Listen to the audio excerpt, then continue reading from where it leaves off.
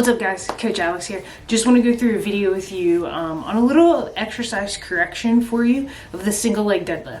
Super important movement to incorporate in your regular exercise routine, and something that a lot of people don't actually do very often, but should be done regularly, right? Balance exercises should be done regularly throughout a program. It doesn't need to be every single time that you work out, but they should be in there and practice very regularly.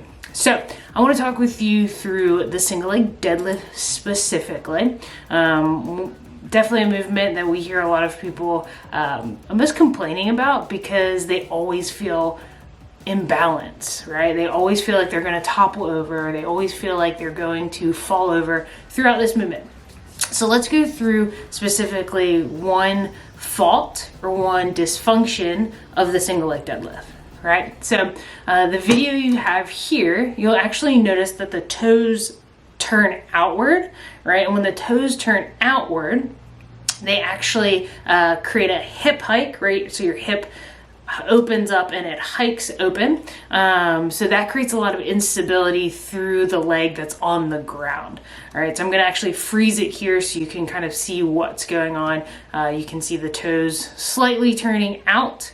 They're no longer pointing down towards the ground, which then again, like I said, creates that hip hike, right? That shifts that weight over entirely over to that leg, right? Putting all of your weight there into that hip joint and not necessarily into that hamstring glute area. Kind of this video again of kind of so you can see that the toes turning out and the hip hiking again. So let's talk through a little bit about what it should specifically look like, right? So the toes are pointed down towards the ground, and then that creates a level position between the shoulders down to the hips, right? It also keeps your hips nice and level, right? Like we said, you're not hiking through that one side.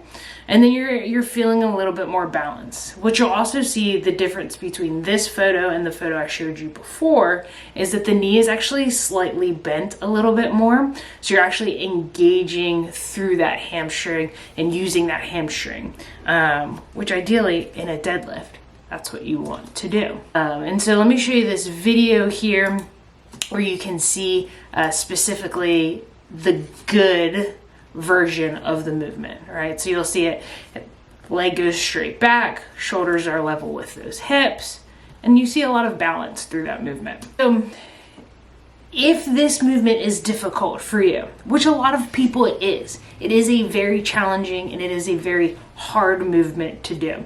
So it's something that you need to work up and build up towards. So if that is the case for you individually, I want to give you a movement to help you build that foundation, maybe build a little bit more of that balance before you get into that single leg deadlift again. And so it's what we call a B stance, right? And so in that B stance, you're actually putting the toes back behind you, right? Similar to what you would do, they're just not in the air. And so the toes behind you are what's gonna ground you into the ground and keep you stable. Right, so when your leg is into the air, it changes your center of gravity. And so in the B stance deadlift with the toes in the ground behind you, it shortens your center of gravity and makes you feel more stable. So you'll go through the same movement that you would with the single leg. You just have your toes back behind you. You still want to get your shoulders level down to level with your hips, right? You still have that bend through that front knee, which engages all that hamstring and glutes, which is exactly what you want. Pick a movement that is challenging, but not entirely difficult for you.